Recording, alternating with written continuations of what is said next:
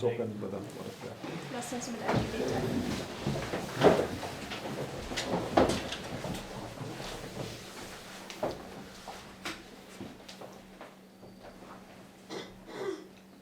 Dear Heavenly Father, Lieber himmlischer Vater, we thank you for this new morning and for the opportunity you give us to study your word again. wir danken dir für diesen neuen Morgen und für die Möglichkeit, die du uns gibst, dein Wort zu studieren. Please be with us and send your Holy Spirit to us that you would instruct us. Bitte sei mit uns und sende deinen Heiligen Geist, dass er uns leiten kann. And I pray that you would pour upon us the golden oil that you want to give us today to resist temptation. Und ich möchte bitten, dass du uns dein goldenes Öl gibst, dass du es ausgießt und dass wir heute Versuchungen widerstehen können. And thank you for everything in Jesus' name. Und ich danke dir für alles in Jesu Namen. Amen.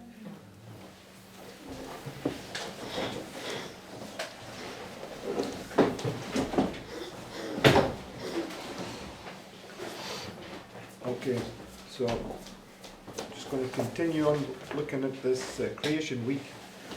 Also ich werde fortfahren, mit euch diese Schöpfungswoche anzuschauen. Okay, so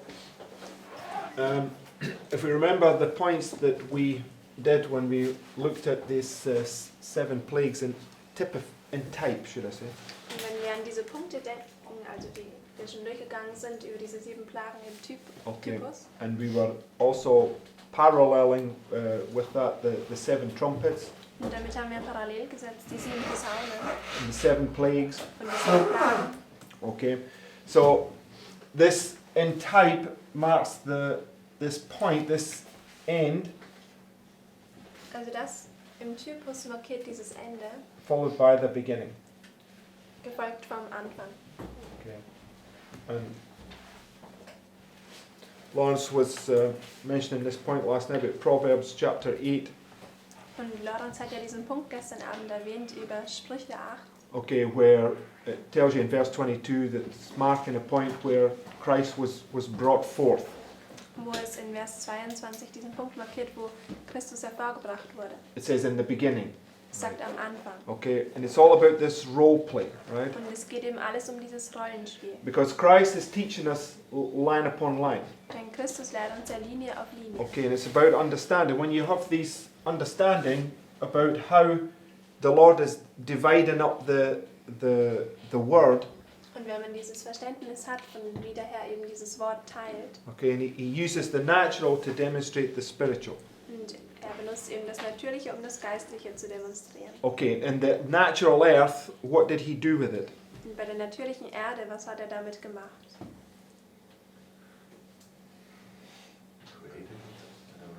No, we're talking about dividing up his word, right? Also wir sprechen ja in dem Kontext, dass er sein Wort teilte. So he did something with the earth where he illustrated how he divides his word. Also er hat etwas mit der Erde gemacht, wo er illustriert, dass er auch sein Wort teilt. The land and the water, right? Er hat das Land von dem Wasser geteilt. Okay, and we understand that the waters, right? Und wir verstehen ja, dass die Wasser, Because in the beginning, right, the land was in a state of darkness and it's covered in waters, right? am Anfang ist das Land ja dunkel und es ist eben umhüllt mit Wasser. Okay, and dry land represents a point where you're delivered, right? Und trockenes Land markiert einen Punkt, wo du befreit bist. Yes? Okay, so you see how the Lord takes the natural to teach us spiritual things, right? Also wir können sehen, wie der Herr die natürlichen Dinge nimmt, um uns geistliche Dinge zu lehren. Okay, so dry land, right? Also hier haben wir dieses trockene Land. Okay, so just go to Ezekiel chapter 7. Wir gehen jetzt zu Hesekiel Kapitel 7.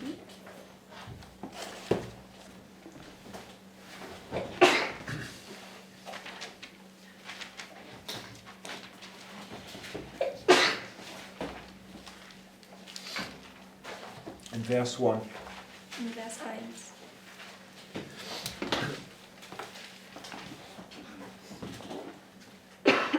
It says, Moreover, the word of the Lord came unto me, saying, Also, thou son of man, thus saith the Lord God unto the land of Israel, an end the end is come upon the four corners of the land. What's come?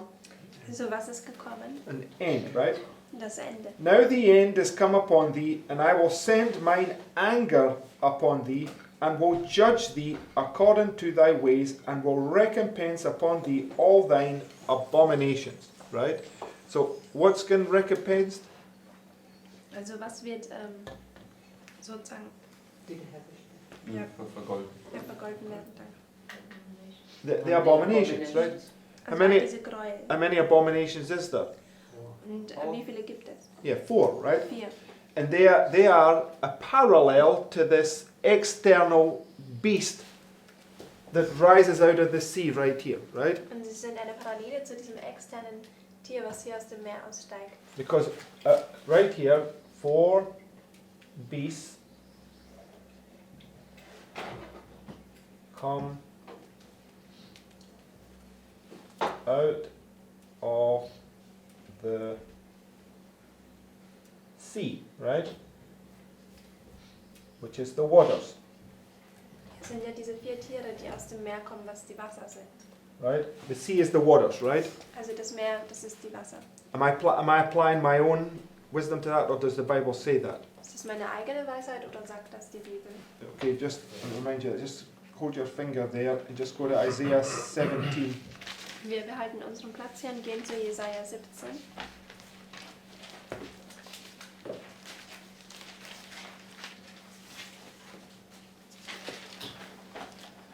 Verse 12. In Vers 12.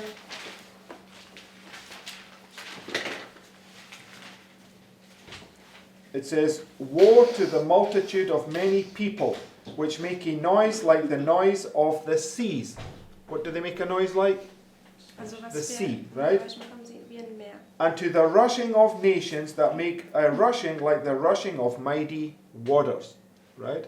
So the nations are the waters, they're the seas, right? Also die Nationen, die sind diese Wasser, sie sind das Meer. Okay, and it says, the nations shall rush like the rushing of many waters, but God shall rebuke them. Right? Where does he rebuke them? Und wo weist er sie zurecht? Yeah. At the end, right? Am Ende. So these 4 beasts, right? They come out of the sea here, and they represent these 4 abominations. Also diese 4 Tiere, sie kommen hier aus dem Meer und sie stellen diese 4 Gräuel dar. Okay, and we know that you come down to the last abomination, the 4th one, is this time period here, which gets cut short right here, right? Und wir wissen, dass dieses 4., dieses letzte, das ist dann in dieser Zeit und es wird dann hier verkürzt. So back to Ezekiel chapter 7, right? Also wir gehen zurück zu Hesekiel 7. And this end, we looked at this some time back, is a time period, right? Wir haben uns das ja vor einiger Zeit angeschaut. Dieses Ende es ist eine Zeitperiode.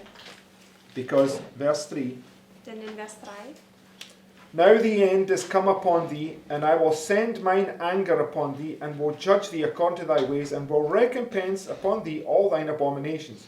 And mine eye shall not spare thee, neither will I have pity, but I will recompense thy ways upon thee, and thine abominations shall be in the midst of thee, and ye shall know that I am the Lord. Where's that language come from? von wo kommt dieser Ausdruck?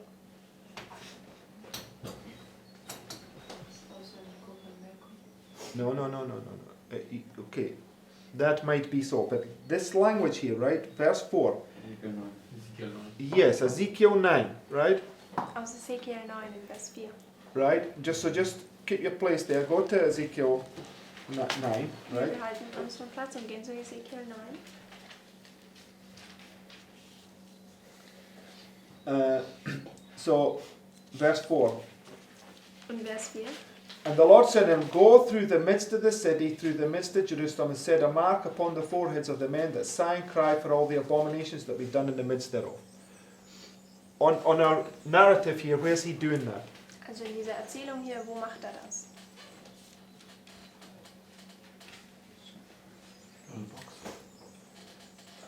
Okay, let's not deal with the little box, we're dealing with the whole group here. Where's he doing that? Also wenn wir The 7th plague, right? bei der 7. Plage, The first group get raised up here, and then they're going through the whole time till the end, right? die erste Gruppe wird hier aufgerichtet und dann gehen sie diese Zeit bis zum Ende. And remember, what's taking place in this time period? Und was findet statt in dieser Zeitperiode? And I wrote it there several times now. Oh, what's taking place in this time? Was findet hier statt in dieser Zeit? A shaking, right? Eine Erschütterung.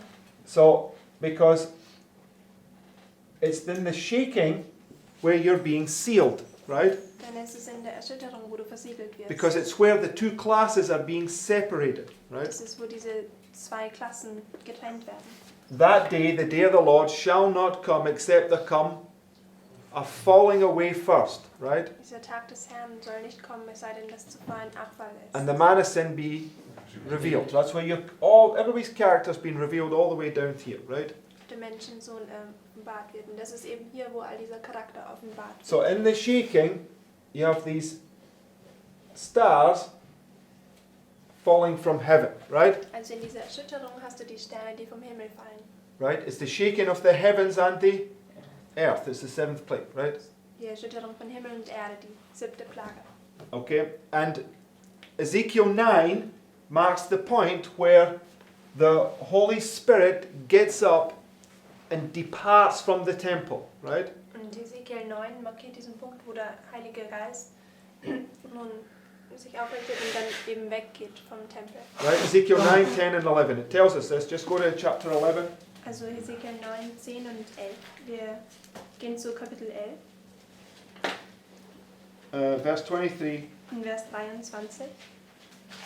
It says, And the glory of the Lord went up from the midst of the city and stood upon the mountain which is on the east side of the city. Right? The mountain on the east side of the city is the Mount of Olives. Und Right? dieser Berg östlich von der Stadt, das ist der Ölberg. Right? So, and marks the point, Christ says, not one stone is going to be left upon another. Right? Also das markiert diesen Punkt, so wie Christus sagte, dass kein Stein auf dem anderen übrig bleibt. So, this point marks, when he gets to the Mount of Olives, what has he said to his house? Also dieser Punkt, wenn Yes. der dann zum Ölberg geht, was markiert das? Jerusalem is now desolate. Right? Also Jerusalem ist jetzt verwüstet. Okay. Sein Haus oder euer Haus ist. Ach so, okay. Ja, euer Haus ist euch wüst hinterlassen. So this is the Mount of Olives, right? Also das ist dieser Ölberg. It's left this fake Jerusalem and it's now gone to another class of people, right? Also es hat dieses falsche Jerusalem verlassen und geht nun zu einer anderen Klasse. Everybody follow, right? Okay, so go back to Ezekiel 7. Wir gehen zurück zu Ezekiel 7. Because in Ezekiel 9 he says, Go through the midst of the city, set a mark upon those that are sighing, crying during the shaking, right? Denn in Ezekiel 9 sagt es, er geht durch die Mitte der Stadt und setzt eben auf all diejenigen ein Siegel, die was weinen und klagen. And then he says to the man with the slaughter weapon, Go ye after them, right? Und dann sagt er zu diesem Mann, Männern mit den The 5 men with the slaughter weapon. diese 5 Männer mit diesen Schlachterwaffen, dass sie eben gehen sollen hinterher und eben töten sollen. Right. The 5 men with the slaughter weapon is the destroying angel, and it's the general destruction of the wicked. Und diese 5 Männer mit diesen Schlachterwaffen, das sind eben dieser zerstörerische Engel. And it's the general destruction of the wicked. Das ist diese generelle, also diese allgemeine Zerstörung von den Bösen. Okay, this is what he's talking about here. He's going to send the end is coming, he's going to send his wrath upon the people. Das ist, wovon es eben hier spricht. Also das Ende ist gekommen und er sendet seinen Zorn über dieses Volk. Okay, verse 5. Vers 5. Thus saith the Lord God, an evil, and only evil, behold, is come. What's come? Also was ist gekommen? The evil day, right? Dieser böse Tag. And what must you have you on to stand in that evil day? Was musst du anhaben, um zu stehen in dem bösen Tag?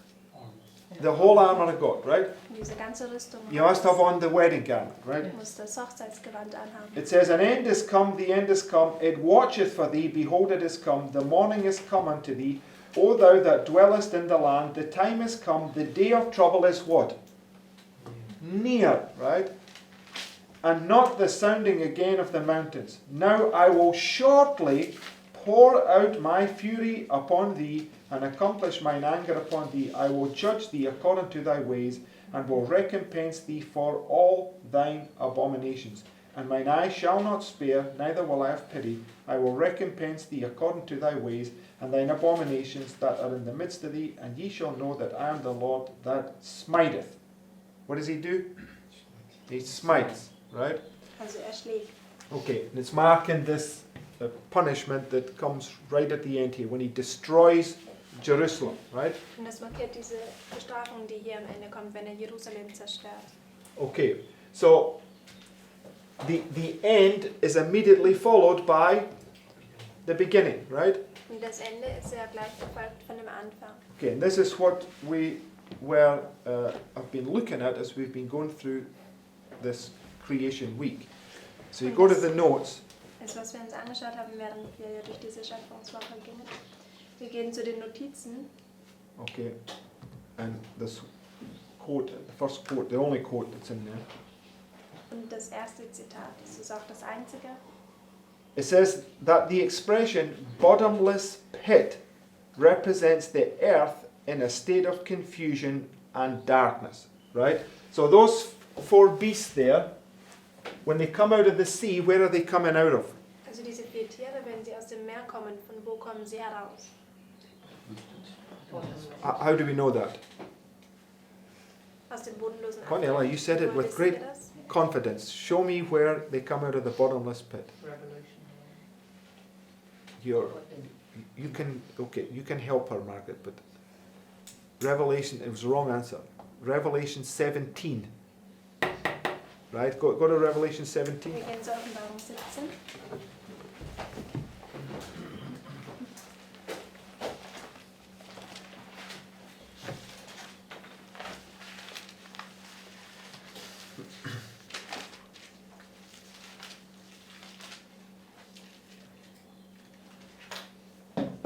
And go to verse 8.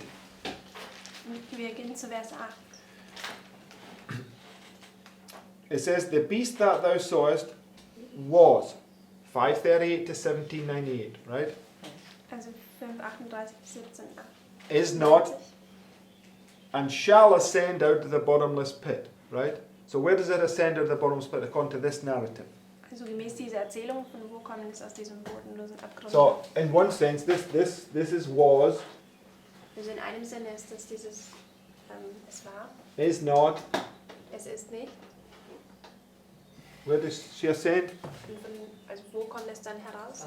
At the Sunday law, which is here, right? Beim Sonntagsgesetz, Okay, was so auch hier ist. shall ascend, right? So when she ascends here, she's just repeating what she did here, right? Also wenn es hier heraufkommt, dann wiederholt es einfach, was schon hier gewesen ist. So the waters that are coming out of is a parallel to the bottomless pit, right? Also diese Wasser, von wo es herauskommt, ist eine Parallele zu dem bodenlosen Abgrund. Okay, so they've been loosed from the bottomless pit here, right? Also sie sind hier gelöst von diesem bodenlosen Abgrund. Okay, so let's go back to this quote. Wir gehen zurück zum Zitat. It says that the expression bottomless pit represents the earth in a state of confusion and darkness. So when they come out of the waters here, is there lots of confusion and darkness on the earth? Also wenn sie aus dem Wasser kommen, dann ist Verwirrung und Dunkelheit auf der Erde. Yes. What's the 1260 called? Das wird auch die 1260 noch genannt. The Dark Ages, right? Dieses dunkle Zeitalter.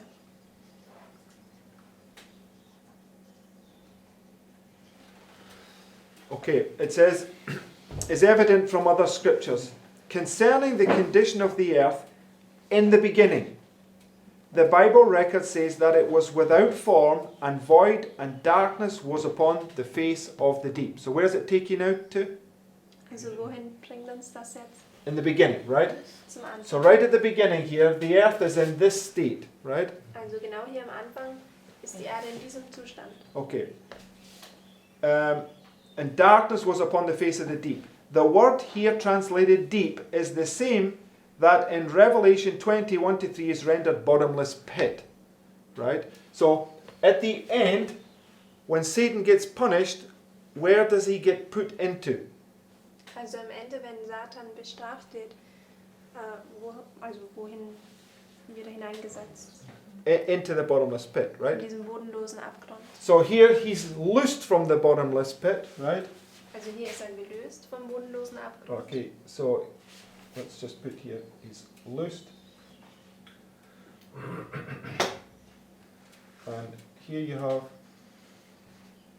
the bottomless pit, and he is restrained. Right? Also hier wird er gelöst und hier wird er sozusagen gefesselt. Right, so he's loosed at the beginning, and at the end he's restrained. Right? Also hier ist er gelöst am Anfang und am Ende ist er dann zurückgehalten. Because at the end of the seventh plague, he's put back into that bottomless pit, right? Denn am Ende der 7. Plage wird er wieder zurückgesetzt in diesem bodenlosen Abgrund. Right? So it goes on, it says, Es sagt weiter. prophecy teaches that we be brought back, partially at least, to this condition. Looking forward to the great day of God, the prophet Jeremiah declares, I beheld the earth, and lo, it was without form and void, and the heavens, and they had no light. And he's marking the 7th plague, right? Which is right here, Okay, die 7. Plage, was hier ist. right? And the language it used, I beheld the earth, and lo, it was without form and void, and the heavens, and they had no light. That's the same language as in the beginning in Genesis, right? Und wenn es sagt, ich sah die Erde und siehe, sie war wüst und leer, dann ist es die selbe Sprache, so wie am Anfang, also in 1. Mose. So I beheld the mountains, and lo, they trembled, and all the hills moved lightly. I beheld, and lo, there was no man, and all the birds of the heaven were fled. Who fled away? Also wer war entflohen? The fowls of heaven, right? Diese Vögel des Himmels. Now that's important, right? Das ist sehr wichtig zu verstehen. I beheld, and lo, the fruitful place was a wilderness, and all the cities thereof were broken down, right? So, just remind you of this point, go to Isaiah 14. Wenn wir jetzt zu Jesaja 14 gehen,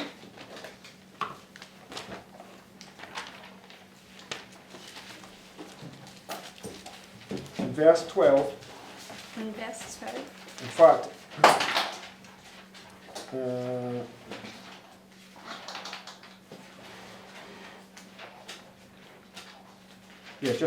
let's read verses 4 to 7 first. wir lesen zuerst noch Vers 4 bis 7.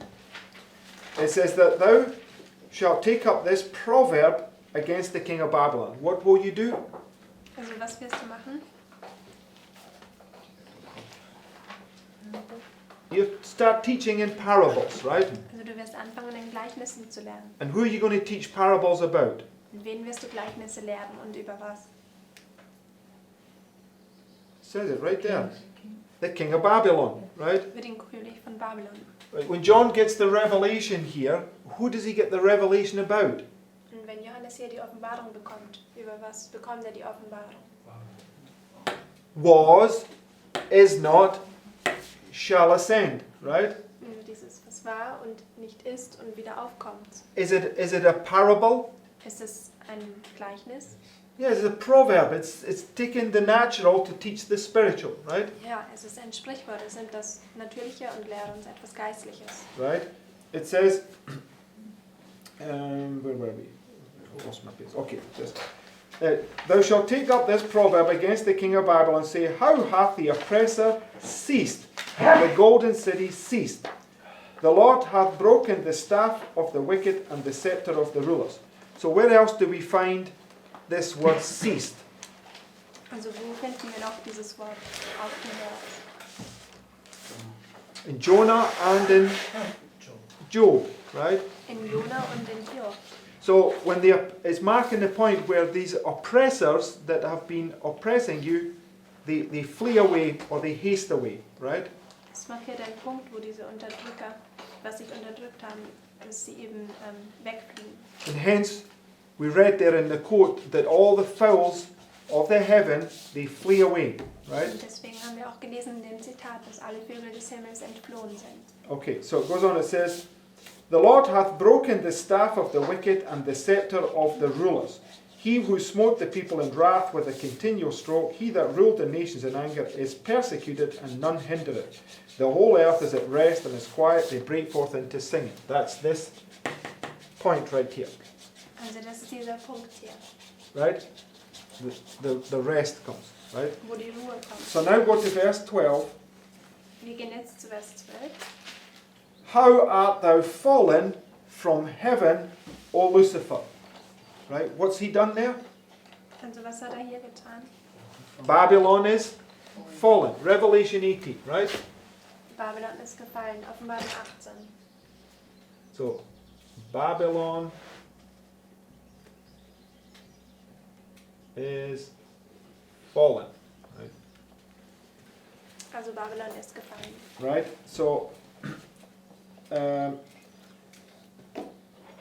O Lucifer, son of the morning, how art thou cut down to the ground which did weaken the nations? For thou hast said in thine heart, I will ascend into heaven, I will exalt my throne above the stars of God, I will sit also upon the mount of the congregation in the sides of the north. Right, this is what he does here, right? Und das ist, was auch hier tut. So when he comes out of the waters there, what is he counterfeiting? Also wenn hier aus den Wassern kommt, was fälscht somit?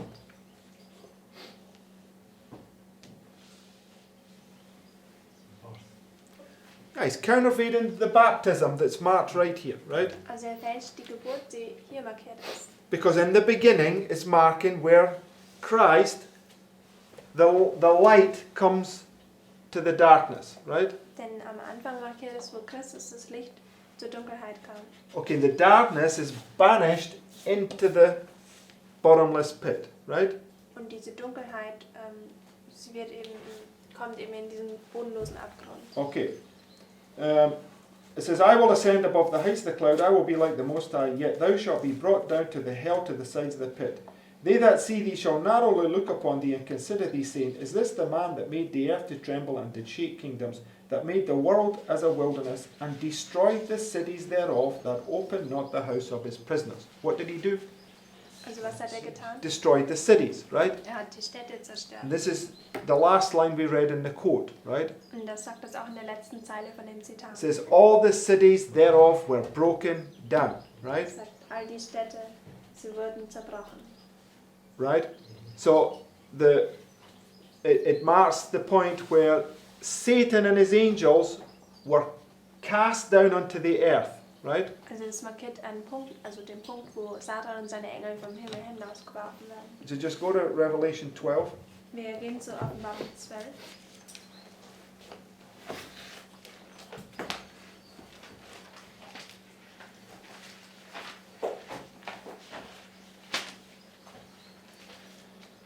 Verse 1. In Vers 1. And there appeared a great wonder in heaven, a woman clothed with the sun and the moon under her feet, and upon her head a crown of 12 stars.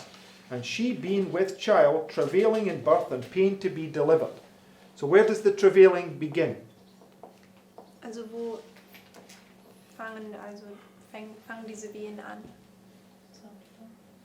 Why? Because it says this is the beginning of sorrows, or the beginning of birth pangs, right? Und hier sagt, es ist der Anfang der Wehen. Okay, so, but now, she's just about to be delivered, right? Und jetzt steht sie aber kurz davor, zu gebären. And there appeared another wonder in heaven, behold, a great red dragon, having 7 heads and 10 horns, and 7 crowns upon his heads, and his tail drew the third part of the stars of heaven, and did cast them to the earth. Right? So when he cast them to the earth, where did they go? Also wenn sie auf die Erde geworfen wurden, wohin gingen sie dann? Into the bottomless pit, In right? den bodenlosen Abgrund. We just read, How art thou fallen from heaven, O Lucifer, Wir right? haben ja eben gelesen, wie bist du vom Himmel gefallen, O Luzifer. And this is the fall from heaven, right? Und das ist dieser Fall vom Himmel. And they're cast unto the earth, right? Und sie werden auf die Erde geworfen. And the earth is in confusion and darkness, right? Und die Erde, sie ist in Verwirrung und Dunkelheit. And the dragon stood before the woman which was ready to be delivered for to devour her child as soon as it was born. And she brought forth a man-child which was to rule all nations with a rod of iron, and her child was caught up to God and to his throne. And the woman fled into the wilderness which he hath placed, prepared of God, that they should feed her there 1,260 days. And that's what Christ did from here, this point, right? Und das ist, was Christus hier gemacht hat an diesem Punkt. 3.5 years, because when he's baptized, where did he go? Denn als ja getauft wurde, In the wilderness. ging dann in die Wildnis. Until when? Und bis wann?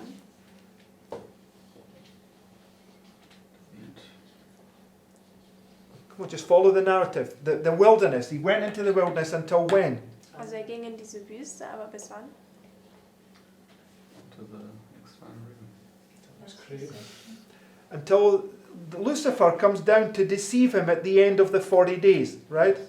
Bis Luzifer herabkommt, ihn eben zu verführen an dem Ende der 40 Which Tage. brings you back to this point, right? Was sich zu diesem Punkt hier bringt. It's just a repeating cycle, right? Also das ist dieser sich wiederholende Zyklus. So you have this 1260, right? Or 3.5, Also hier haben wir diese 1260 oder diese 3,5, which is 40, right? was auch 40 sind. Okay, it brings you to this final test, right? Und das bringt dich dann zu diesem finalen Test. Okay, so you have the final test here, and it just takes you down to the same thing repeating, right? Also wir haben den finalen Test hier und dann bringt es sich zu demselben und es wiederholt sich.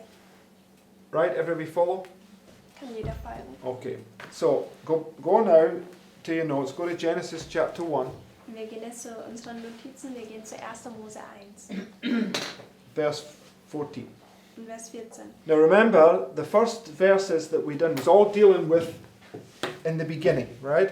Und diese ersten Verse, die wir ja gemacht haben, das handelt alles von diesem Anfang. Light comes, right? Das Licht kommt Separates light from darkness. und das trennt das Licht von der Dunkelheit. Okay, so the darkness would represent Satan and his angels that have been cast into the bottomless pit, right?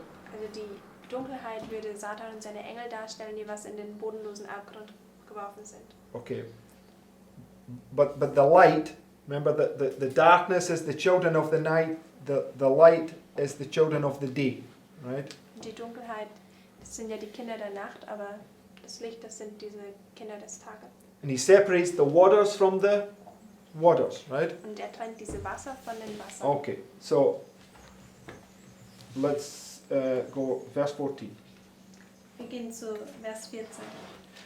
And God said, let there be lights in the firmament of the heaven to divide the day from the night, and let them be for signs and for seasons and for days and years. What are they to be?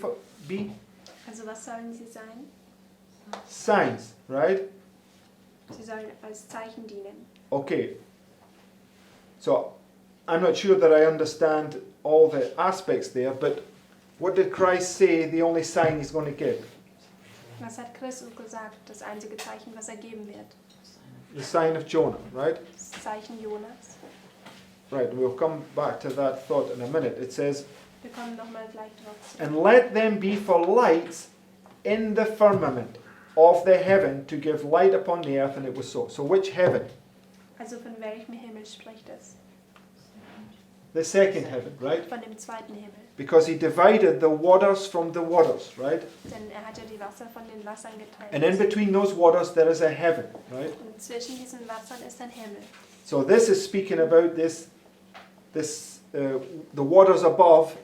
Above that you have this vast array where all the stars have been placed in the heaven, right? Also das hier spricht dann über diesen Himmel, über diesen zweiten Wassern, wo man eben diese weite Ausdehnung hat und wo all diese Sterne platziert sind. Okay, Wasser über dem Himmel, weil das ist der erste Himmel. the above the clouds. Ja, I meant that. Also über den zweiten Wassern sozusagen. Yeah, I mean lots of things, but I don't always say them, right? You got to say it so I understand, right? So, Sprich, die Sterne, die über diesem zweiten Wasser sind. Also über dem Ja. Wasser. right, okay. So, and it says here, let there be lights in the firmament of the heaven to divide the day from the night, and let them be for signs and for seasons and for days and for years, right? So, the first point is that they are to be signs, right? Also der erste Punkt ist, sie sollen Zeichen sein. And the only sign he's going to give is the sign of Jonah the prophet, right? Und das einzige Zeichen, was er ja gibt, ist das Zeichen vom Propheten Jona. What is the sign of Jonah? Und was ist dieses Zeichen Jonas? Say that again, Margaret. Death and resurrection. No, that's not the sign, right? The sign is him coming after he's come out of that belly, right? Also das Zeichen ist, dass nachdem eben herausgekommen ist aus diesem Bauch. Where's the belly? Wo ist dieser Bauch? What is the belly? Oder was ist er? The waters, right? Das sind die Wasser. He's in the whale under the waters and the waves are piling over the top of him, right? Er ist in diesem Wal unter den Wassern und all diese Wellen, sie sind darüber. So it marks the point where Christ came out of the waters, right? Das markiert diesen Punkt, wo Christus aus den Wassern kam. Because Christ says a greater than Jonah says here, right? Denn Christus sagt, ein größerer als Jona ist hier. And Revelation 12 says that the woman gives birth here and Christ flees into the wilderness, right? Und Offenbarung 12 sagt, dass diese Frau hier gebärt und Christus flieht in diese Wüste. So where did Christ come out of? Also von wo kam Christus heraus?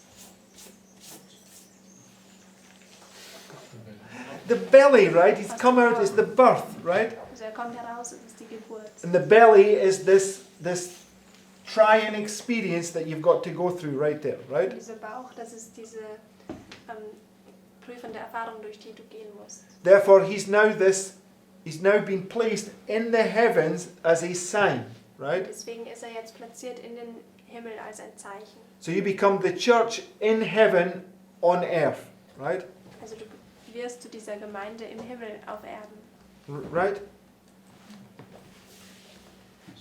Okay, it says, and let them be for lights in the firmament of the heaven to give light upon the earth. So what are they to do?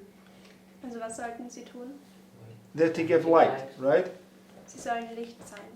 And God made two great lights, the greater light to rule the day and the lesser light to rule the night. Okay, so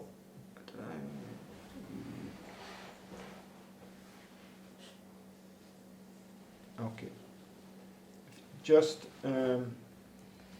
yes. Go to Daniel chapter 12. Wir gehen zu Daniel Kapitel 12.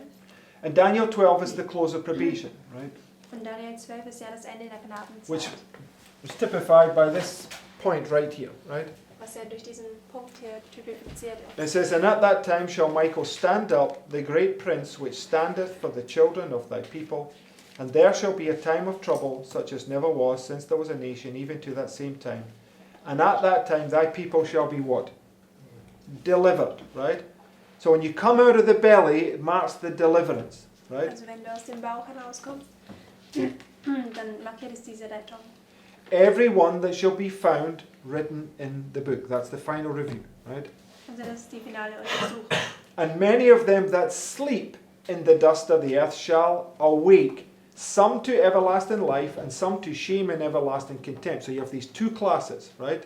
Also hier haben wir diese zwei Klassen.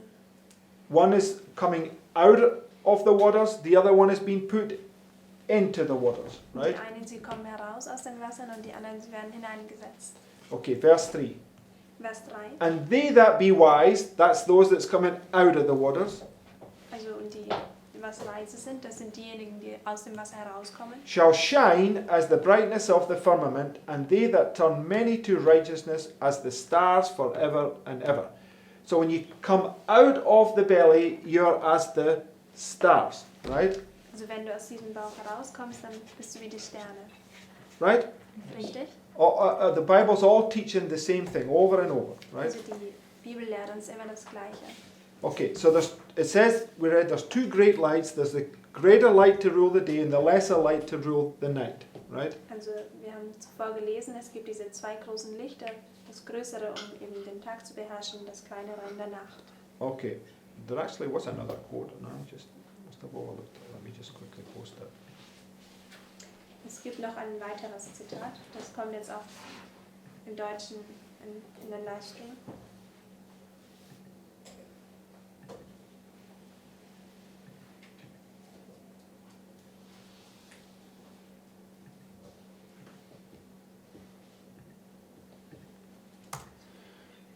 Okay, it says, the prophet John was the connecting link between the two dispensations. Between what?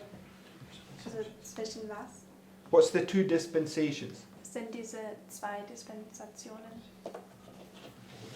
the Old and New Testament, right? Das Alte und das Neue It's Testament. marking the end of the Galatians 4 experience and the point where you become a son, the New Testament, right? Das markiert das Ende einer Galater 4 Erfahrung und das Neue, wo du dann zu diesem Sohn wirst.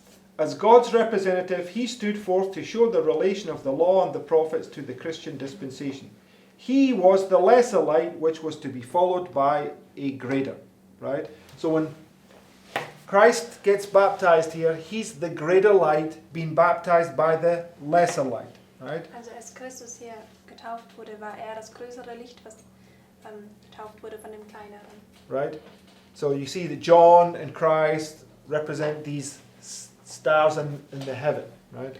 Also wir können sehen, Johannes und Christus, sie stellen diese Sterne im Himmel dar, To give light upon the earth. die was ein Licht für die Erde sein sollten. Okay, and now back to Genesis chapter 1, Jetzt gehen wir zurück zu 1. Mose 1 verse 17. und Vers 17. It says, And God set them in the firmament of the heaven to give light upon the earth, right? So you become these light bearers, right? Also du wirst zu diesen Lichtträgern. Who was the light bearer in the beginning? Wer war am Anfang der Lichtträger? Lucifer, right? Luzifer. So you become Lucifer right here, right? Also du wirst hier zu Luzifer. And we know that Lucifer is a symbol of those that begin well here, and many are going to turn and become Satan, right? Und wir wissen ja, Luzifer ist ein Symbol für diejenigen, die was am Anfang gut beginnen, aber dann wenden sie sich ab Satan zu. Okay, and it says, Sie werden zu Satan. Oder sie werden zu Satan. right, and God set them in the firmament of the heaven to give light upon the earth, and to rule over the day and over the night. So, who are they to rule over? Also über was sollen sie herrschen? Right, both the children of the day and the children of the night, right? Also beides, über diese Kinder der Nacht und Kinder des Tages. It says, and to divide the light from the darkness. So that's your purpose now, right? Also das ist jetzt dein Zweck. Because when light comes, what does darkness do? Denn wenn Licht kommt, was macht die Finsternis? It flees away, right? Es flieht hinweg. So Christ says, I came not to bring peace, but a sword, right? Und Christus hat ja gesagt, er kam nicht um Frieden zu bringen, sondern das Schwert. And the sword is the word of God, right? Und das Schwert ist das Wort Gottes. And the word is the light of life, right? Und das Wort, das ist dieses Licht des Lebens. So it's when he wields that sword, it's the light, and it causes a separation, right? Also wenn er das Schwert hat, dann ist es dieses Licht und es verursacht eine Trennung. And God saw that it was good, and the evening and the morning were the fourth day, right? So these are these 4 days that's all taking place in this right here, right? Also das sind diese 4 Tage, die alle in diesem hier stattfinden. Okay, so now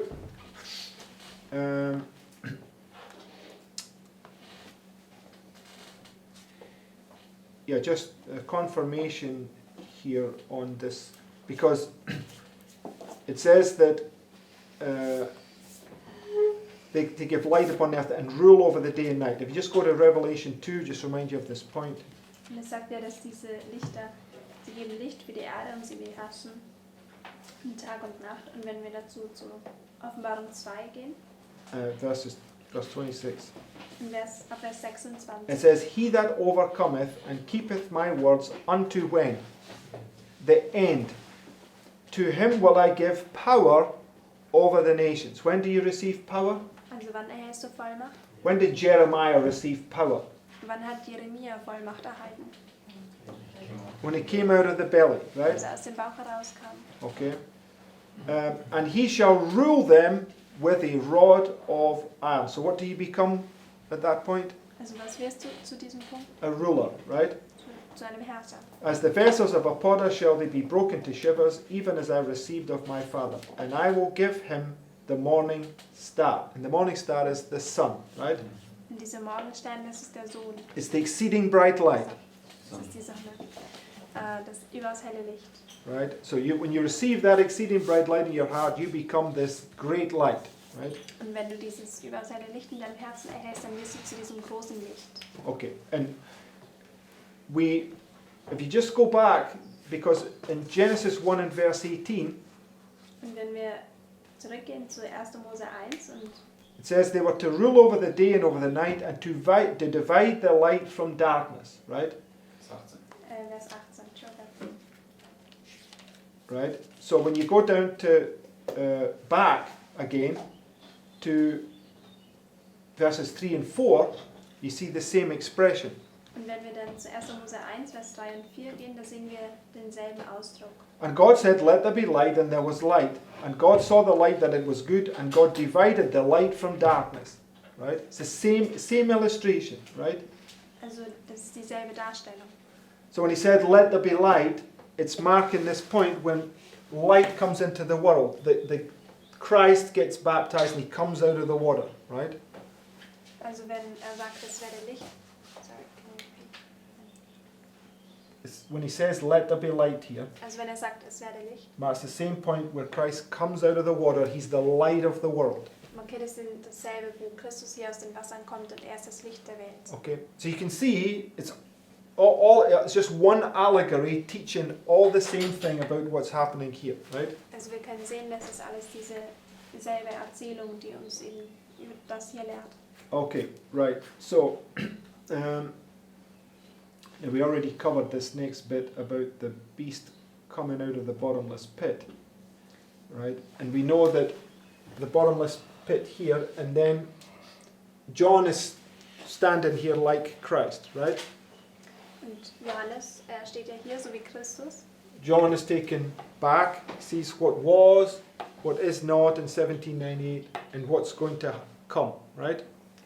Und er wird eben zurückgebracht und sieht, was war und dann, was eben nicht ist und was wieder zurückkommt. And Christ on the Mount of Olives, he's telling them what's going to come, right? Und Christus auf dem Ölberg, er sagt ihnen auch, was kommen wird. Right? It's marking the close of probation, and he's now pointing forward, saying that there'll be wars and rumors of wars, marking the bottomless pit, right? Das markiert das Ende der Gnadenzeit und er weist eben vorwärts auf diese Kriege und Kriegsgerüchte. Come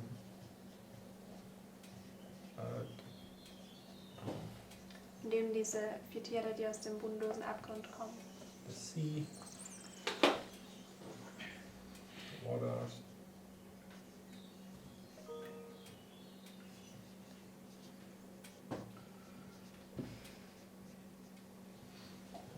So it's marking where Satan gets loosed, right? Also das markiert, wo Satan gelöst wird. Where does Satan get loosed? Und wo wird Satan gelöst? The end of the 1,000 years, right? Am Ende der 1000 Jahre. Okay, so it's when you bring everything together, it's teaching exactly the same thing, right? Also wenn man alles zusammenbringt, dann lehrt es uns genau dasselbe.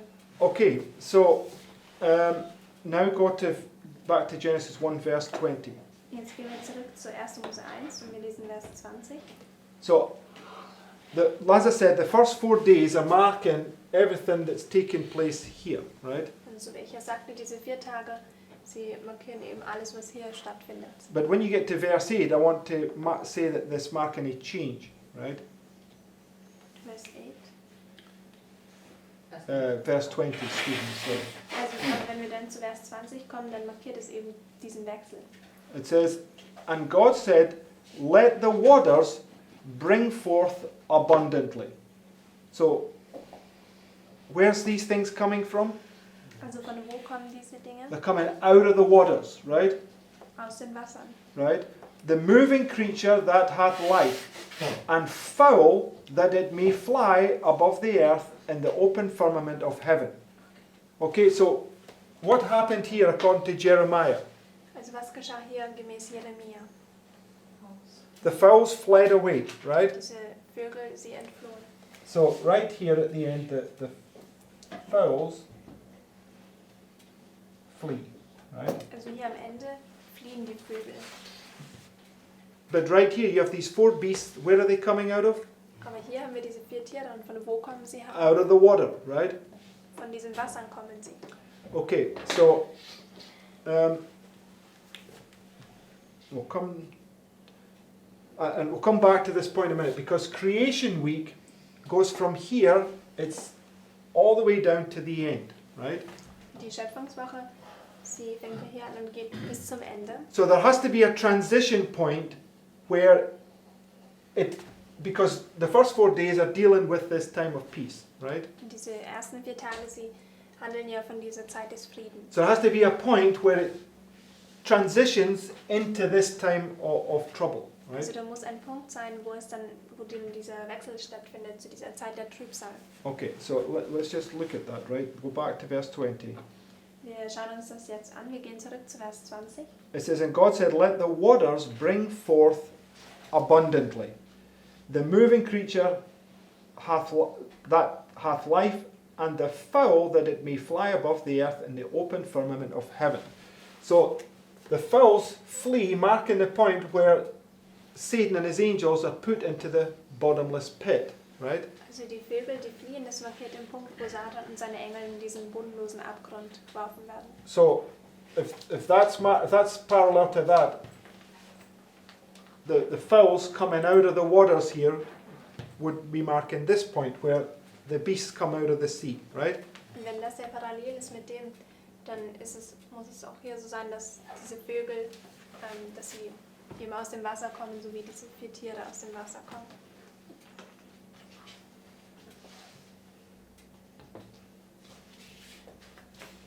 Okay, so it says, and God created great whales. What else did he mark here? Also was hat er hier noch markiert? The whale, right? Die Wale. What is the whale? Was ist der Wal? Yes, let's just look at that, right? Schauen uns das an. Go to Jeremiah 51. Wir gehen zu Jeremia 51.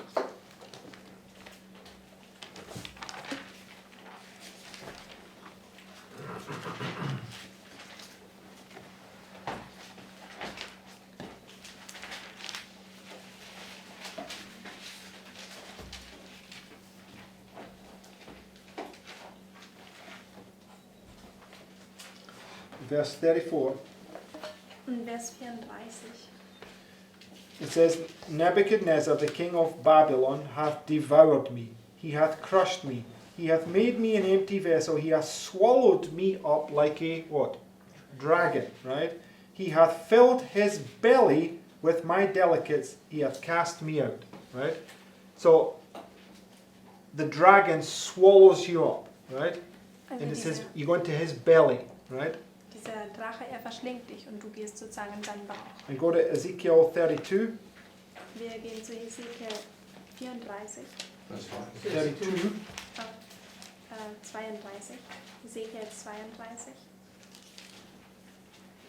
Verse 2. In Vers 2. And just before we read that, excuse me, just go to Ezekiel 29 and verse 3, Und bevor wir das lesen, gehen wir noch zu Ezekiel 29, Vers 3. just to show you it's the same thing, right? Um euch zu zeigen, dass das Because dasselbe ist. we just read that Nebuchadnezzar is the dragon that swallows you up and puts you in his belly, right? Denn wir haben ja eben gelesen, dass Nebukadnezar dieser Drache ist, der dich verschlingt und du kommst in seinen Bauch. So in verse 3 it says, Speak and say, Thus saith the Lord God, Behold, I am against thee, Pharaoh, king of Egypt, the great dragon, right, that lieth in the midst of his rivers, which I said, My river is mine own, and I have made it for myself, right? So both Pharaoh and Nebuchadnezzar are this dragon, right? Also beide, Pharao und Nebukadnezar, sie sind dieser Drache. Now go to chapter 32, verse 2. Jetzt gehen wir zu Ezekiel 32 und Vers 2. Son of man, take up a lamentation for Pharaoh, king of Egypt, and say unto him, Thou art a young lion of the nations, and thou art as a whale in the seas. So Pharaoh's the dragon, and he's this whale, right? Also Pharao ist der Drache und der ist auch dieser Wal. So the fowls come out of the water, and whales are created, right?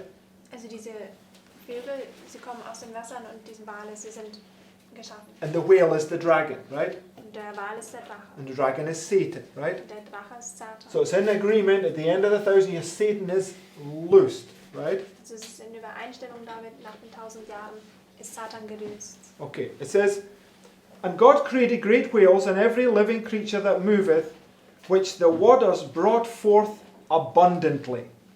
How many is going to come forth? Also wie viel kommt hervor? An abundance, right? Also Nicht nur was. Ja. Right? Yes, right? After their kind, and every winged fowl after his kind, and God saw that it was good. Right? So the natural mind would look at this and say, but God says it's good, right? But it's good because it's exactly according to the plan of salvation, right? Also der Mensch schaut ja das mit seinen menschlichen Augen an, aber Gott sagt, es ist gut. Und Der Mensch würde denken, The natural man would say, well, why is God, if it's evil, why is he saying it's good, right? der Mensch würde denken, das ist ja böse, warum sagt er, das ist gut? Because whom the Lord loveth, he chasteneth, right? Das ist ja deswegen, weil wen der Herr ja liebt, den züchtigt er. Okay, verse 22. Wir gehen zu Vers 22. And God blessed them. Really? He's blessing this evil that's coming out of the waters here? Also wirklich, er segnet dieses Böse, was aus den Wassern herauskommt. God blessed them, saying, be fruitful and multiply, and fill the waters and the seas, and let fowl multiply in the earth. And the evening and the morning was the fifth day. So let's look at this, right? Because I'm sure there are some skeptical minds that God is blessing this thing right here, right? they complained about that, right? Why are the wicked? Yes, why do the wicked look like they prosper, right? Because God prospers them, right? Satan prospers them, but God allows it, right? So wie David hat sich ja auch sozusagen beschwert, ja, warum tun diese Bösen sie gedeihen sozusagen, aber Satan lässt sie gedeihen und Gott lässt es zu. Okay, so go to Genesis 17, Wir gehen zu 1. Mose 17, verse 20. Vers 20 Let's look at Ishmael. und wir schauen uns Ismael an. He says, and as for Ishmael, I have heard thee. Behold, I have what? Blessed him, and will make him what? Fruitful, and will do what? And will multiply him exceedingly. Right? What's he going to do to Ishmael? The same as he does to these fowls and these whales. Right? Also was macht er bei Ismael dasselbe, so wie bei diesen Vögeln und den Walen. 12 princes shall he beget, and I will make him a great nation. Right? So, go to Galatians chapter 4, which also speaks about Ishmael. Wir gehen zu Galater 4 und das spricht auch über Ismael. Verse 22. Vers 22. For it is written that Abram had two sons, the one by a bondmaid, the other by a free woman. But he who was of the bondwoman was born after the what? Flesh, but he of the free woman was by promise. Verse 29. Vers 29. But as then he that was born after the flesh persecuted him that was born after the spirit, even so it is now. So, there's two births. There's a birth of the flesh and there's a birth of the spirit, right? Also es gibt zwei Geburten, diese Geburt des Fleisches und die Geburt des Geistes. And the birth of the flesh is a literal birth, right? Und diese Geburt des Fleisches, das ist eine buchstäbliche Geburt. Okay. So, in the Galatians 4 experience, where does a literal birth take place? Und in der Galater 4 Erfahrung, wo findet diese buchstäbliche Geburt statt? At the beginning, right? Am Anfang. It's marking all these beasts coming out of the sea. They're counterfeiting because the false prophets at the Sunday law, what do they say? Und diese falschen Propheten beim Sonntagsgesetz, was sagen sie? Yeah, they say that they are Christ, right? Sie sagen ja, dass sie Christus And they sind. prophesy falsely. They say that it's already the second coming, right? Und sie sagen falsch. Sie sagen, es ist bereits das zweite Kommen. And they're going to accuse God's people of lots of evils, right? Und sie werden Gottes Volk anklagen mit vielen Bösen. Because it says that the children of the flesh persecute those that are of the Spirit, right? Und er sagt ja, die Kinder des Fleisches, sie verfolgen diejenigen, die was vom Geist sind. And the whale represents the dragon that swallows you up, right? Und der Wal stellt ja diesen Drachen dar, der dich verschlingt. Okay, so when Jonah gets swallowed up at the end here, it's just marking up this final persecution that takes place against you, right? Also wenn Jona hier dann noch am Ende verschlungen wird, dann stellt es diese finale Verfolgung noch dar. die But noch if here is the über dich beginning of sorrows, where are you already? kommt. Aber wenn hier der Anfang der Wehen ist, wo bist du bereits? You're already in the belly, Du right? bist schon bereits im The- Bauch. So that it says that the wicked are going to prosper. The Lord is going to allow them to abundantly come forth, right? Und er sagt, dass diese Bösen, sie werden gedeihen und der Herr lässt eben zu, dass sie sich Also in the mehren. parable of Lazarus and the rich man, it says you've had your, Yes. I can't remember exactly how it says, but you've had your riches. Now it's Lazarus' time. Yes. So wie bei Lazarus und dem reichen Mann, da sagt er auch zu ihm, du hattest bereits deine Yes, but Reichtümer auf Erden. It says Oder in diesem maybe Leben. there's something about Luke 16. It says.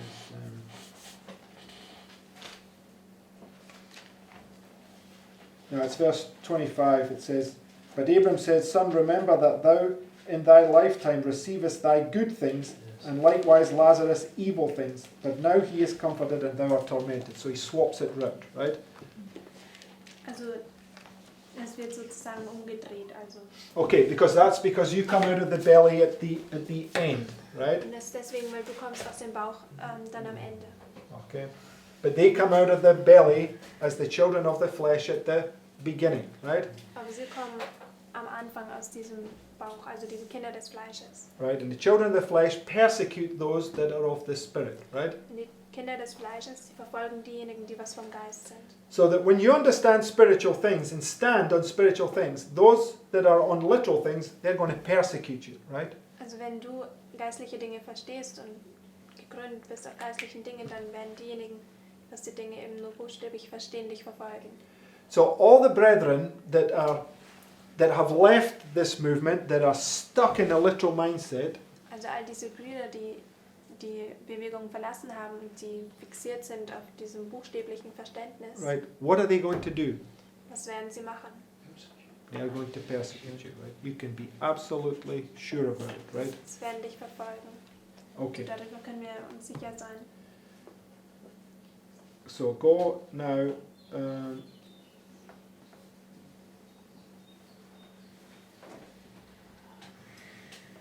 Okay, now I just want to make a point here because when you go back to Genesis 1, there was a little confusing for me, but I think I've come to understand it. Verse 24.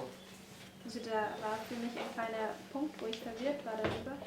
Und wir schauen uns das jetzt an. 1. Mose 1, Vers 24. It says, "And God said, Let the earth bring forth the living creature after his kind, cattle and creeping thing, and beast of the earth after his kind." So where are these coming from? Also von wo kommen sie? They're coming out of the earth, right? Sie kommen aus der Erde. Now, in the beginning here, the Lord, he separated the waters above from the waters below, right? Also am Anfang, als Gott diese Wasser von oben mit den Wassern von unten trennte, He separated the dry land from the waters, right? hat er auch das trockene Land von den Wassern getrennt. And what I wanted us to understand is that it's showing this time of trouble, time of peace, time of trouble, right? At least that's what I understand.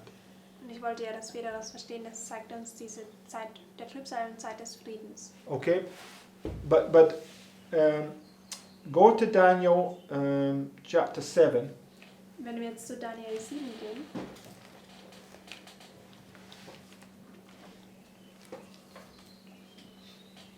Because the waters are part of the earth, right? denn die Wasser, sie sind ja Teil der Erde. So the Lord just wants to show us, understand different things from this. Just Daniel 7 verse 1. Der Herr möchte uns verschiedene Dinge dadurch zeigen. Wir gehen zu Daniel 7, Vers 1. It says, "In the first year of Belshazzar, king of Babylon, Daniel had a dream and visions of his head upon his bed. And he wrote the dream and told the sum of the matters. Daniel spake and said, I saw in my vision by night, and behold, the four winds of the heaven strove upon the great sea, and four great beasts came up from the sea." That's right here, right? Also das findet hier statt. And it's an agreement with Genesis that these fowls come out of the water and the whales, right? Und das ist in Übereinstimmung mit 1. Mose, dass diese Vögel und diese Wale hervorkommen. Okay, so, but when you go to verse 17 in Daniel 7, Und wenn wir dann aber zu Vers 17 kommen in Daniel 7, it says, "These great beasts, which are four kings, which shall arise out of the earth." right? And that's always been a bit of a confusion for me also. I think, well, why does it say the earth comes out of the sea and now they hear earth, right? Das war immer ein Punkt der Verwirrung für mich, warum sagt es zuerst kommen aus dem Meer und dann aus der Erde. And I think it just wants us to understand that they're coming out of the earth, but it's marking a time when they're coming out of the earth where it's confusion and darkness. They're coming out of the bottomless pit, right? Also was es uns, denke ich, zeigen möchte, ist schon, dass sie aus der Erde kommen, aber es stellt immer eine Zeit der Verwirrung und Dunkelheit dar. Also sie kommen aus diesem bodenlosen Abgrund. Okay, this is my thought, right? So I'm open to be corrected on this, right? Also das ist mein Gedanke und ich bin offen, auch korrigiert zu werden. Because in Daniel 7 it says they come out of the sea, and in the very next breath it says these four beasts, 4 kings, they come out of the earth, right? Denn in Daniel 7 sagt es ja am Anfang, sie kommen aus dem Meer und dann gleich als nächstes sagt es dann, sie kommen aus der Erde.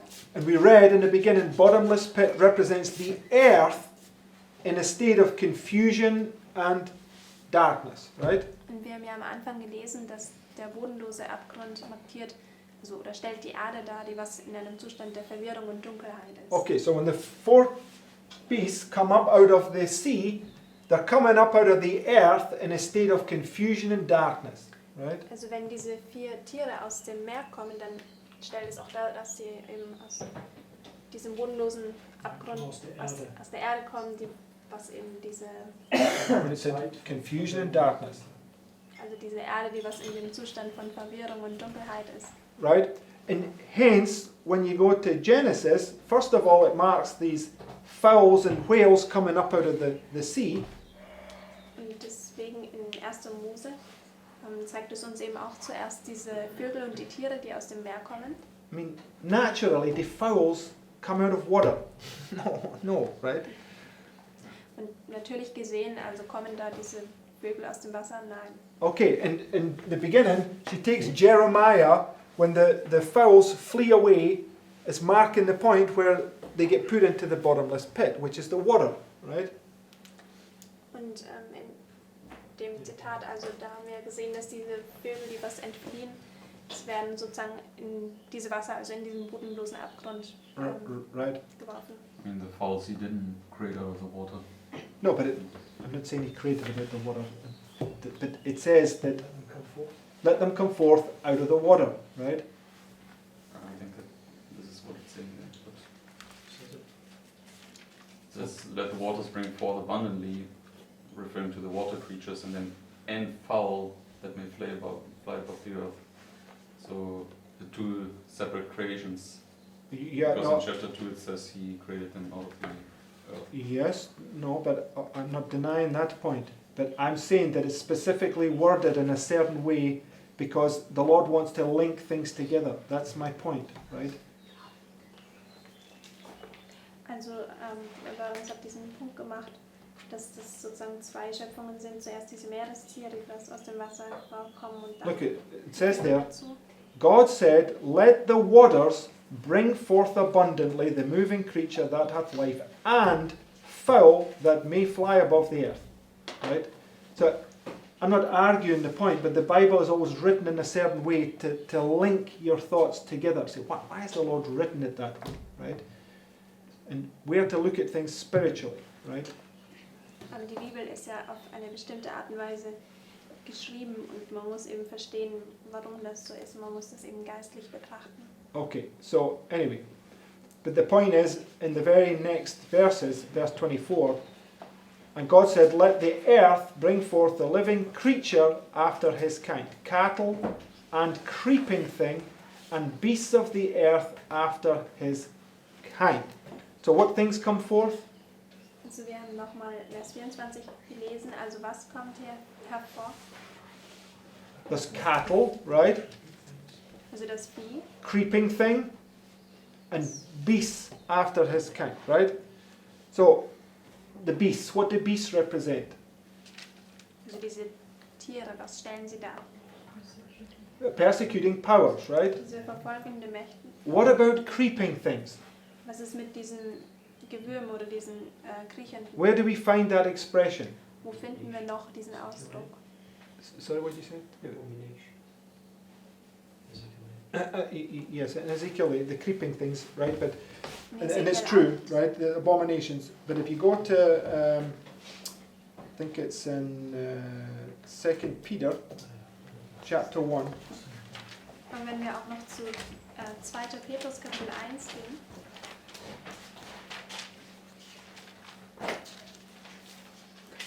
In 2 Peter chapter 1 is a parallel to Jude, right? in 2. Speaking about these false prophets. 2. Petrus Kapitel 1 ist ja eine Parallele zu Judas, also wo es von diesen falschen Propheten spricht. 2 Peter chapter 2, excuse me. Also wir wollen zu 2. Petrus Kapitel 2.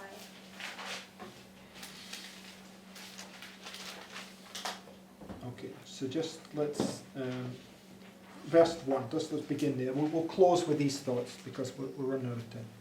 Vers 1. It Wir says- schließen ab mit diesen Gedanken. But there were false prophets also among the people, even as there shall be false teachers among you, who privily shall bring in damnable heresies, even denying the Lord that brought them, and bring upon themselves swift destruction. And many shall follow their pernicious ways, by reason of whom the way of truth shall be evil spoken of.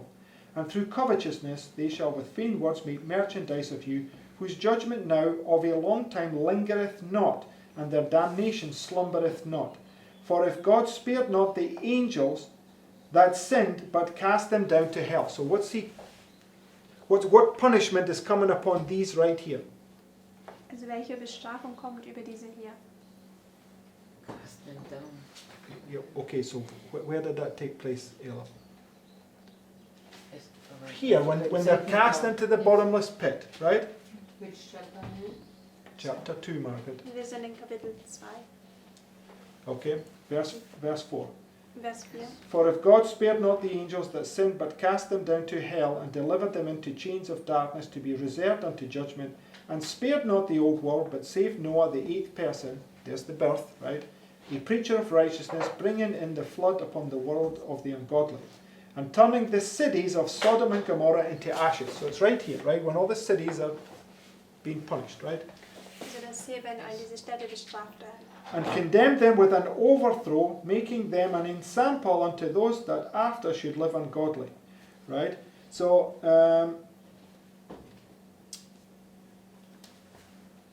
one second.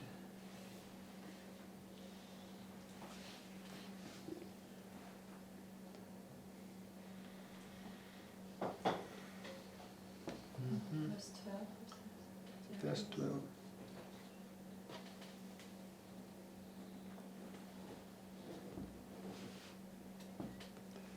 Maybe it's not.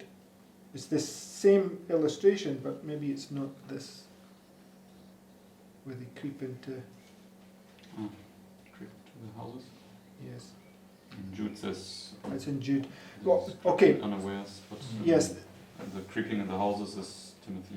Oh, it's Timothy. Okay, so just before we go to Timothy, right? 2 Peter chapter 2 is speaking about these the same things that it's speaking about in Jude, right? So just go to Jude. Also 2. Petrus 2, 2. Petrus 2 spricht über dasselbe, was auch worüber es in You Judas just spricht. compare them. It's exactly the same illustration as that's marked in Jude, right? Wir gehen jetzt auch zu Judas und es stellt eben dieselbe Darstellung dar. Okay.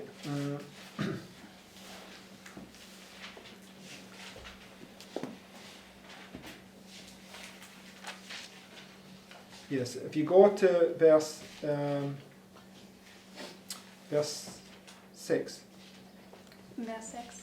It says, And the angels which kept not their first estate, but left their own habitation, he hath reserved in everlasting chains under darkness unto judgment of the great day. And that's right here, when he cast them into the bottomless pit, right?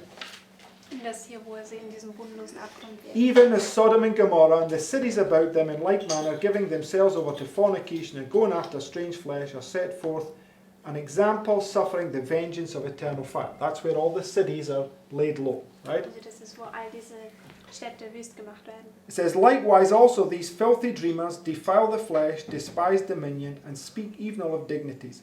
Yet Michael the archangel, when contending with the devil, he disputed about the body of Moses, durst not bring against him a railing accusation, but said, The Lord rebuke thee. But these speak evil of those things which they know not, but what they know naturally as brute beasts, in those things they corrupt themselves. What are they likened unto? Mit was werden sie To verglichen? beasts, right? Mit Tieren. Woe unto them, for they have gone in the way of Cain, and run greedily after the error of Balaam for reward, and perished in the gainsaying of Korah.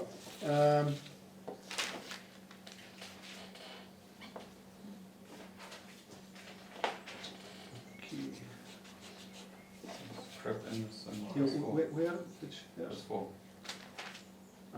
Go to verse 4, excuse me. Yes, there we go. Wir gehen zu Vers 4. It says, for there are certain men crept in unawares. What do? They creep in, right? Also sie schleichen sich ein oder sie kriechen. Yeah. So they're likened unto these beasts, right? But they creep in, right? Sie sind verglichen mit diesen Tieren, aber sie kriechen hinein. So crept in, it says they crept in unawares, who were before of old ordained to this condemnation, ungodly men, turning the grace of our God into lasciviousness, and denying the only Lord God and our Lord Jesus Christ. So these are these false prophets, right? Also das sind diese falschen Propheten. Now go to 2 Timothy. Jetzt gehen wir zu 2. Timotheus. Which chapter, Lawrence? Chapter 3. Chapter 3. Oh, yes. 2. Timotheus Kapitel 3. Ja.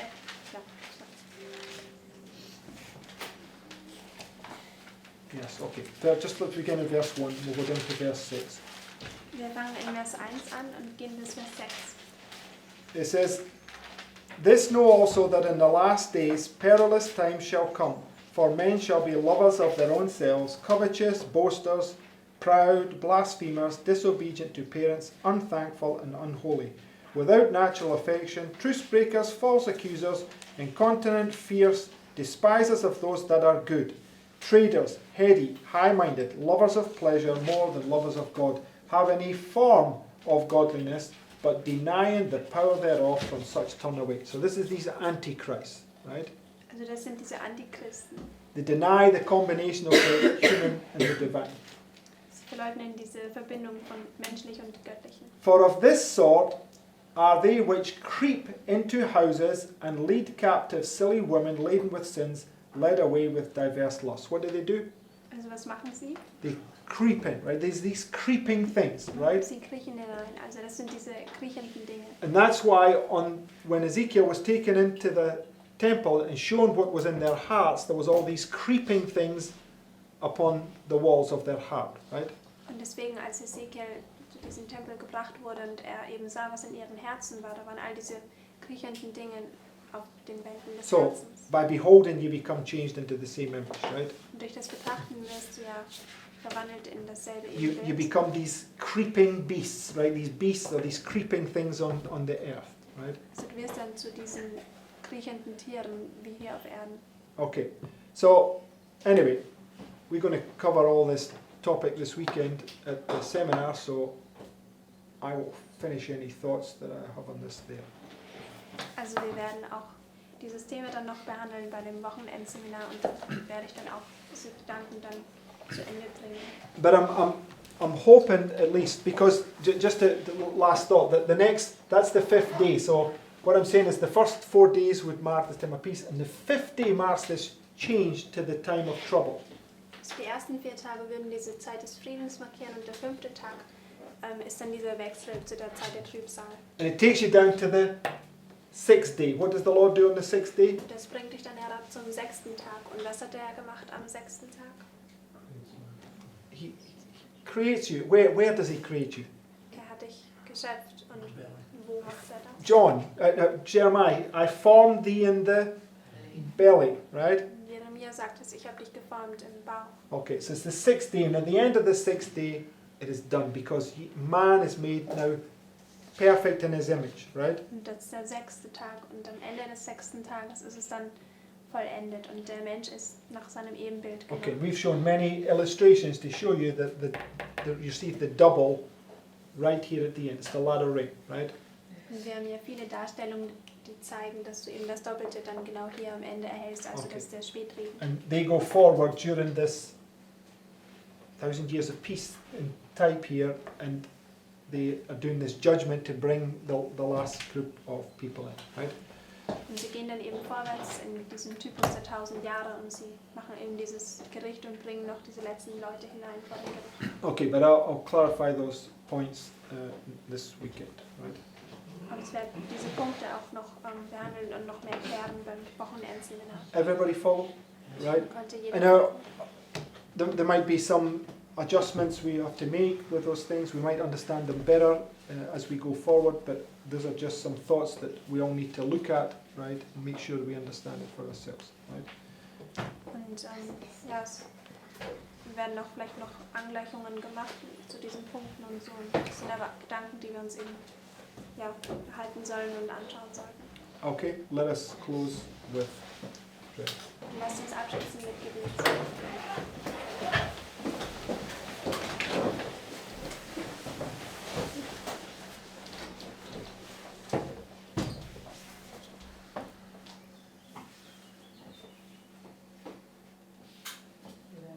Dear Heavenly Father, I thank you so much for this study, Und lieber himmlischer Vater, ich möchte dir danken für dieses Studium. and I thank you that you will open us all the things which we have to understand, Und ich danke dir, dass du uns all diese Dinge eröffnest, die wir verstehen müssen. and I pray that you will give a lot of wisdom and understanding also to our preaching brothers, Und ich möchte bitten, dass du uns auch viel Weisheit und Verständnis gibst, sodass wir auch zu anderen predigen können. and I pray that you will give us also strength on this day and the love for everything you have prepared for us. Und ich möchte auch bitten, dass du uns die Kraft für diesen heutigen Tag gibst und auch die Liebe für all das, was du gemacht hast. And I thank you so much in Jesus' name. Und ich danke dir für alles im Namen Jesu. Amen. Amen.